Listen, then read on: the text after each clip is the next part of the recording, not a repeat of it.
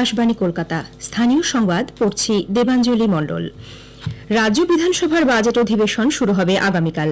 8ই ফেব্রুয়ারি পূর্ণাঙ্গ বাজেট পেশ করবেন অর্থমন্ত্রী চন্দ্রিমা ভট্টাচার্য। শুক্রবার বিধানসভার সর্বদলীয় বৈঠকে এই সিদ্ধান্ত গৃহীত হয়। বরাবরের মতো এবারও বৈঠকে বিরোধী বিজেপি পরিষদীয় দল যোগ দেয়নি, তবে ইন্ডিয়ান সেকুলার ফ্রন্টের বিধায়ক নওশাদ সিদ্দিকী উপস্থিত ছিলেন। এবারের অধিবেশনে বেশ কয়েকটি বিল আনা হবে, সেই সঙ্গে হাওড়া পুরসভা নিয়েও আলোচনা হওয়ার কথা রয়েছে। উল্লেখ্য, হাওড়া পুরসভার নির্বাচন বহুদিন বকেয়া রয়েছে। এই নির্বাচন কলকাতা পুরসভার সঙ্গেই হওয়ার কথা ছিল। মালদা শহরে 10 বছরের নাবালিকা স্কুল ছাত্রীকে নারকীয় হত্যার ঘটনায় সামগ্রিকভাবে সমাজের ক্ষতি হয়েছে বলে বিজেপি রাজ্য সভাপতি সুকান্ত মজুমদার মন্তব্য করেন। মালদায় আজ নিহত ছাত্রীর পরিবারের সঙ্গে তিনি দেখা করেছেন।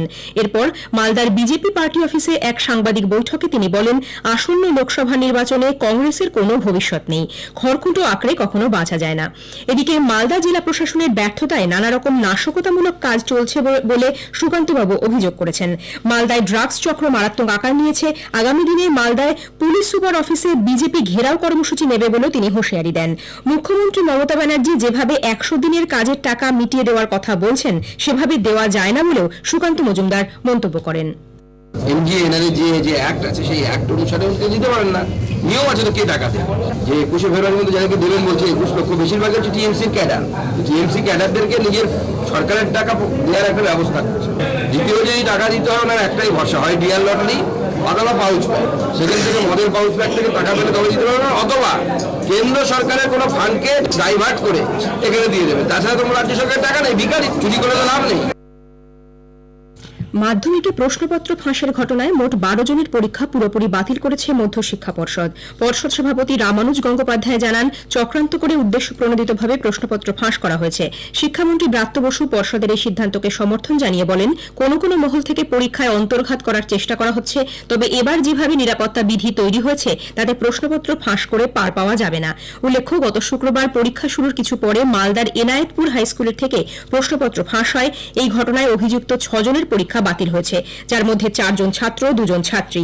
Gopalpur high school, Bhagwanpur KBS high school এবং আমগুড়ি রামমোহন হাইস্কুলের আরও 6 জনের পরীক্ষাও বাতিল করেছে পর্ষদ।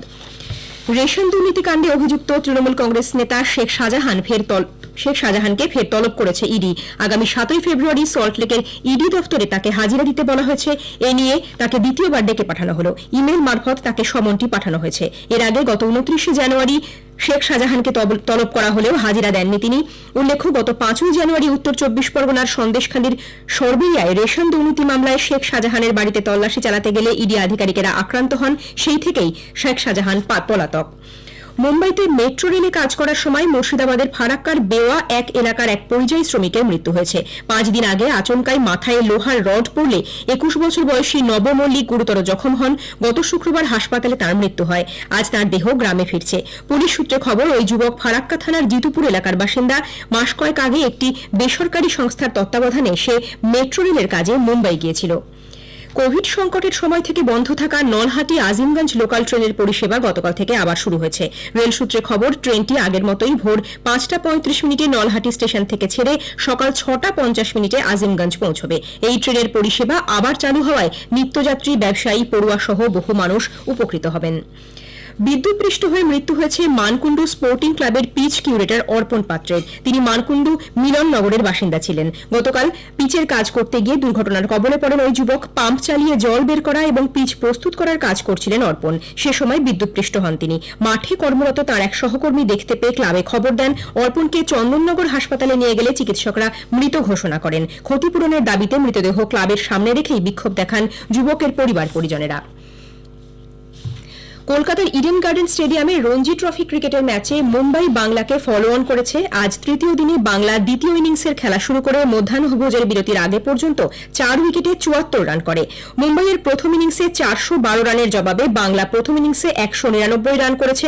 প্রথম ইনিংসে 213 রানে এগিয়ে ছিল মুম্বাই। ডেভিস কাপে বিশ্ব গ্রুপের প্লে অফ ম্যাচে গতকাল ইসলামাবাদ স্পোর্টস কমপ্লেক্সে প্রথম দুটি সিঙ্গলসে ভারতের রামকুমার রামানাথন এবং শ্রীরাম বালাজি প্রতিদ্বন্দ্বীকে পরাজিত করেছে। মুর্শিদাবাদের জলঙ্গির চরভদ্রায় বাংলাদেশ থেকে ভারতে পাচারের সময় 260 গ্রাম সোনাসহ এক কিশোরকে আটক করে বিএসএফ এর 146 নম্বর ব্যাটালিয়নের জওয়ানেরা। উদ্ধার হওয়া সোনাসহ বছর 16 সাজাবুল শেখ নামে ওই কিশোরকে জলঙ্গির কাস্টমস অফিসে তুলে দেওয়া হয়েছে। স্থানীয় সংবাদ শেষ হলো।